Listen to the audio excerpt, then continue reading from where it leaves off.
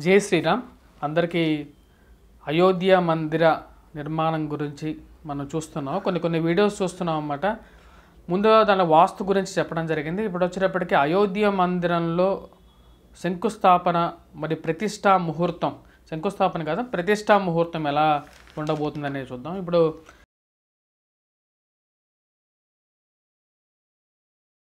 అయోధ్య మందిరంలో వచ్చేటప్పటికి మనకు 22 జనవరిలో జరుగుతున్నది. 12 గంటల 20 నిమిషాలకు వచ్చేటప్పటికి మనకు ముహూర్తం ఉంది, మధ్యాహ్నం అన్నమాట.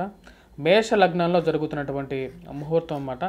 మేష లగ్నం వచ్చేటప్పటికి స్థిర లగ్నంగా కూడా చెప్పడం జరుగుతుంటుంది. ఇక్కడ గురువు యొక్క బలం అనేది దీనికి పూర్తి యోగకారకం అనేటువంటి బలంగా కూడా చెప్పచ్చు, మంచి యోగించేటువంటి బలంగా కూడా చెప్పచ్చు అన్నమాట. అంటే ఒక గృహం కానీ అలాగే దాంతోపాటు ఒక దేవాలయం కానీ కట్టేటప్పుడు కంపల్సరీగా స్థిర లగ్నంలోనే ముహూర్తం అనేది ఉండాలి.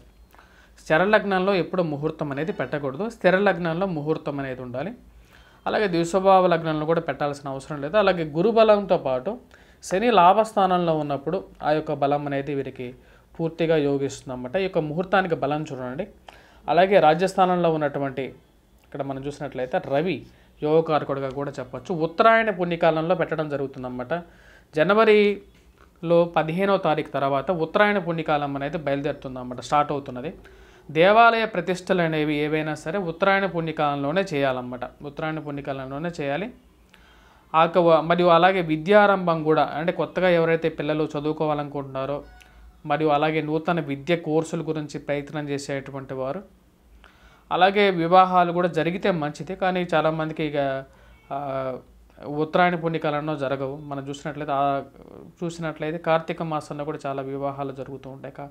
ఆశ్వీజ మాసంలో కూడా కొంతమంది వివాహాలు చేసుకుంటూ ఉంటారు. మార్గశిర మాసంలో కూడా ఉంటాయి అన్నమాట. ఇక్కడ మనం చూసిన ఉత్తరాయణ పుణ్యకాలంలోనే దేవాలయ ప్రతిష్టలు, చాలా పెద్ద దేవాలయం ఇది, ఎంతోమంది కళల సాకారంగా కూడా చెప్పచ్చు మనం. ఇది ఉత్తరాయణ పుణ్యకాలంలోనే ముహూర్తం, దేవాలయ ప్రతిష్టలు చేయాలని చెప్పి శాస్త్రం చెప్తుంది. జనవరి 15 నుంచి ఉత్తరాయణ పుణ్యకాలం మొదలవబోతున్నది. జనవరి 15 నుంచి రవి చాలా యోగకారకమైనటువంటి స్థానంలో ఉన్నాడు అన్నమాట, నెల రోజులు. సో రవి యొక్క బలం అనేది చేకూరుతున్నది, పేరు ప్రతిష్ట కలిగినటువంటి దేవాలయంగా మారుతుందన్నమాట. అది అంటే ఒక ముహూర్త బలం అనేది ఆ యొక్క దేవాలయానికి ఎలా ఇస్తుందనేది చూడండి. రవి రాజ్యస్థానాల్లో ఈ యొక్క దేవాలయానికి మంచి యోగాన్ని ఇస్తాడు. గురువు వచ్చేటప్పటికీ ఆ దేవాలయానికి మంచి సుఖం మరియు అలాగే గ్రోత్ని, అలాగే వైదిక సంస్కృతిని పెంపొందించడానికి గురువు తన యొక్క బలాన్ని ఇవ్వగలుగుతున్నాడు. అలాగే శని వచ్చేటప్పటికి లాభస్థానంలో శని చాలా అట్రాక్టివ్ పవర్ అన్నమాట, అంటే జనాలని అట్రాక్ట్ చేయగలుగుతాడు. అలాగే రాజ్యస్థానంలో రవి కూడా యోగకారకుడు. ఇవన్నీ ఈ యొక్క ముహూర్తానికి ఉన్నటువంటి విశేషాలు అన్నమాట. అంటే మనం ముహూర్త బలాన్ని ఎలా చూసుకోవాలి అంటే ప్రతి ఒక్క ముహూర్తానికి మనం చేసేటువంటి పనికి ఒక ముహూర్త బలం అనేది ఉంటుందన్నమాట. లగ్న బలం అనేది ఉంటుంది, ముహూర్త బలం అనేది ఉంటుంది. ఆ యొక్క ముహూర్త బల రీత్యానే మనం చేసేటువంటి పనులలో సఫలీకృతం కాకపోవటం అనేది చాలా వరకు జరుగుతుంటుంది. మనం జనరల్గా దాన్ని అంతగా అబ్జర్వ్ చేయమన్నమాట. సో యాజ్ అ టెక్నికల్ పర్సన్గా నేను సైన్స్ని కూడా నమ్ముతాను, అలాగే మీకు వీటిని కూడా నమ్ముతాను అన్నమాట. అంటే ఆస్ట్రాలజీని కూడా నమ్ముతాను, ఎందుకంటే ఆ 2 సబ్జెక్ట్స్ తెలుసు కాబట్టి.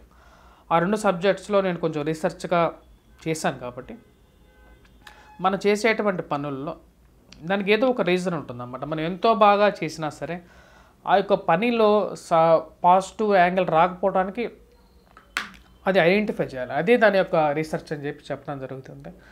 సో ఈ యొక్క అయోధ్య మందిరం అనేది మేష లగ్నంలో ప్రతిష్టాపకనగా, అంటే ఏదైతే విగ్రహాన్ని ప్రతిష్ఠించబోతున్నారో అది చాలా మంచి ముహూర్తం. స్వస్తి.